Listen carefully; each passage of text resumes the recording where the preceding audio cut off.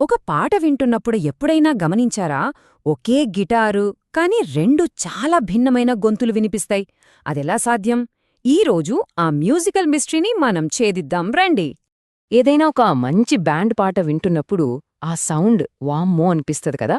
అందులోని వాయిద్యాలన్నీ కలిస్తే వచ్చే సౌండ్ కంటే ఎక్కువేదో ఉంటుంది. అదెలా సాధ్యం? అది కేవలం సౌండ్స్ కలపడం కాదు. అది వాయిద్యాల మధ్య జరిగే ఒక సంభాషణ. ఈరోజు మనం సరిగ్గా ఆ సంభాషణ గురించే మాట్లాడుకోబోతున్నాం. సరే, ఈ మొత్తం విషయాన్నే మనమొక సంభాషణలా చూద్దాం. ఈ కాన్వర్జేషన్లో ఇద్దరు మెయిన్ స్పీకర్స్ ఉన్నారు. ఇంట్రెస్టింగ్ విషయమేంటంటే ఇద్దరూ ఒకే గిటార్ నుంచి వస్తారు, కానీ వాళ్ల వాయిస్, వాళ్ల రోల్స్ పూర్తిగా వేరు. సరే, ఇక వాళ్ళని పరిచయం చేసుకుందాం పదండి. ఓకే, ఇక్కడున్నరు మన ఇద్దరు హీరోలు. ఒకరు రిథమ్ గిటార్, మరొకరు లీడ్ గిటార్. రిథమ్ గిటార్, దీన్ని మనం పాటకు పునాది అనొచ్చు. చాలా స్టడీగా, కన్సిస్టెంట్గా బీట్ని పట్టుకుని నడిపిస్తది. ఇక రెండో వైపు లీడ్ గిటార్ ఉంది చూసారా? అది ఆ పాట యొక్క అసలైన వాయిస్. చాలా ఎక్స్ప్రెసివ్గా, సింగర్కి రెస్పాండ్ అవుతున్నట్లుంటుంది. అంటే ఒకటి పునాదైతే ఇంకోటి ఆ పునాది మీద కట్టిన ఒక అందమైన కళ అనమాట. సరే, ఈ రెండింటి వ్యక్తిత్వాలు ఇంత వేరుగా ఎందుకున్నాయో కొంచెం లోతుగా చూద్దాం. అసలు వాటిని అలా వేరువేరుగా ఎందుకు డిజైన్ చేశారు? వాటి మధ్య ఉన్న ఆ కెమిస్ట్రీ ఏంటి? వాటి పర్సనాలిటీస్ మనకు పూర్తిగా తెలిస్తేనే వాటి మధ్య జరిగే ఆ మ్యూజికల్ సంభాషణ మనకు ఇంకా బాగా అర్థమవుతుంది. అయితే ఇదంతా మనం మాట్లాడుకుంటున్నది కేవలం థియరీ కాదు. ఇది ప్రాక్టికల్ స్కిల్. అంటే స్టెప్ బై స్టెప్ ప్రాక్టీస్ చేసి మాస్టర్ చేయగలిగే ఒక నైపుణ్యం. ఇదిగో ఇక్కడ చూపిస్తున్నట్లు ఇదొక స్ట్రక్చర్డ్ లెర్నింగ్ ప్రాసెస్ అన్నమాట. సరే, ఇప్పుడు ఒక పాట ప్రయాణంలోకి వెళ్దాం. పాట మొదలైనప్పటినుంచి అది ముగిసే వరకు ఈ రిథమ్, లీడ్ గిటార్ల పాత్రలు ఎలా మారుతూ ఉంటాయి, వాటి సంభాషణ ఎలా నడుస్తుందో స్టెప్ బై స్టెప్ చూసేద్దాం. ఓకే, సాంగ్ స్టార్ట్ అయింది. చాలాసార్లు ఎలా ఉంటుందంటే ఫస్ట్ లీడ్ గిటార్ ఒక చిన్న మెలోడీతో మనల్ని హాయ్ అని పలకరిస్తుంది. అలా పాట మూడ్ని సెట్ చేస్తుంది. ఆ తర్వాత కరెక్ట్ టైంలో రిథమ్ గిటార్ ఎంట్రీ వస్తుంది. స్థిరమైన కార్డ్స్తో పాటకు ఒక స్ట్రాంగ్ ఫౌండేషన్ వేస్తుంది. ఇక బర్స్లోకి వస్తాం. ఇక్కడ రిథమ్ గిటార్ చాలా సింపుల్గా తన పని తాను చేసుకుంటూ పోతోంది. అంటే ఆ పల్స్ని నిలకడగా మెయింటైన్ చేస్తూ ఉంటుంది. అదే టైంలో లీడ్ గిటార్ ఏం చేస్తుందో తెలుసా? సింగర్ ఒక లైన్ పాడి ఆపిన గ్యాప్లో చాలా తెలివిగా చిన్న మెలోడీ ముక్కలతో ఆన్సర్ ఇస్తుంది. ఇది వినడానికి ఒక క్వశ్చన్ ఆన్సర్ సెషన్ లాగా భలే ఉంటుంది. ఆ తర్వాత వస్తుంది కోరస్. పాటలో ఇదే కదా అసలైన పీక్ పాయింట్. ఇక్కడే రిథమ్ గిటార్ డ్రమ్స్తో కలిసి పాటను నెక్స్ట్ లెవెల్కి తీసుకెళ్తుంది, ఫుల్ పవర్తో. మరి అప్పుడు లీడ్ గిటార్ సింగర్ వాయిస్కి స్పేస్ ఇవ్వడం కోసం అది కాస్త వెనక్కి తగ్గుతుంది.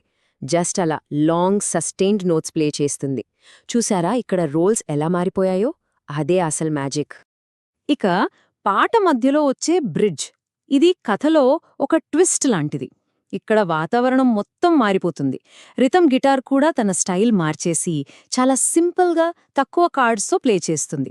ఇది పాటలో ఉన్నట్టుండి ఒక కొత్త మూడ్ని లేదా ఒక ఇంటెన్సిటీని తీసుకొస్తుంది. అవును, అందుకే ఈ బ్రిడ్జ్ని గిటార్ యొక్క అత్యంత ఎక్స్ప్రెసివ్ మూమెంట్ అంటారు.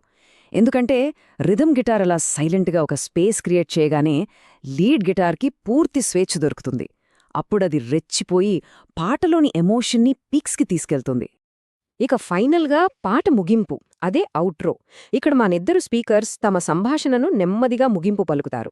రిథమ్ గిటార్ స్లో అవుతుంది, లీడ్ గిటార్ ఒకే ఒక చివరి నోట్ని అలా గాలిలో వదిలేస్తుంది.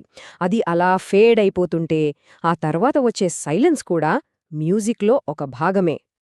సరే, ఇప్పటిదాకా మనం పాటలో లోపలికి వెళ్ళి ప్రతి డీటెయిల్ చూసాం కదా. ఇప్పుడు ఒక్క అడుగు వెనక్కి వేసి ఈ మొత్తం కాన్సెప్ట్ వెనుకున్న పెద్ద పిక్చర్ ఏంటో చూద్దాం. ఈ చార్ట్ చూడండి ఒకసారి.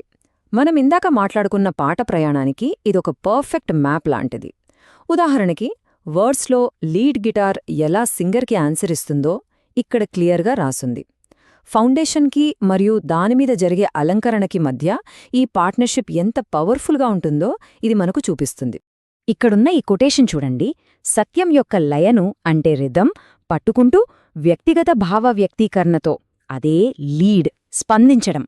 ఇది వింటుంటే కేవలం మ్యూజిక్ గురించే కాదు కదా, ఇది లైఫ్ గురించి కూడా మాట్లాడుతున్నట్లుంది. అంటే ఒక స్ట్రక్చర్, కొన్ని రూల్స్, అదే రిథం, వాటిని ఫాలో అవుతూనే మనకంటూ ఒక ఇండివిజువల్ ఎక్స్‌ప్రెషన్, అదే లీడ్ చూపించడం. వావ్! సో ఫైనల్గా మనం గుర్తుంచుకోవాల్సిందేంటంటే రిథం, లీడ్, ఈ రెండిట్లో ఏది ఎక్కువ కాదు, ఏది తక్కువ కాదు. ఒకటి పునాది అయితే ఇంకోటి దానిమీద కట్టిన అందమైన కళ. ఆ పాట కంప్లీట్ అవ్వాలంటే, ఆ కథకు ఒక ముగింపు రావాలంటే ఈ రెండు గొంతులు కలిసే ప్రయాణించాలి. ఆ బ్యాలెన్సే ఆ మ్యూజిక్కి ప్రాణం. ఈ మ్యూజిక్ లెసన్ కేవలం పాటల వరకేనా? కానే కాదు. ఒకవైపు స్ట్రక్చర్, డిసిప్లిన్, మరోవైపు ఫ్రీడమ్, క్రియేటివిటీ. ఈ రెండింటి మధ్య బ్యాలెన్స్ని మనం మన జీవితంలో, మన రిలేషన్స్లో, మన పనిలో, ఇంకా ఎక్కడెక్కడ చూడగలం?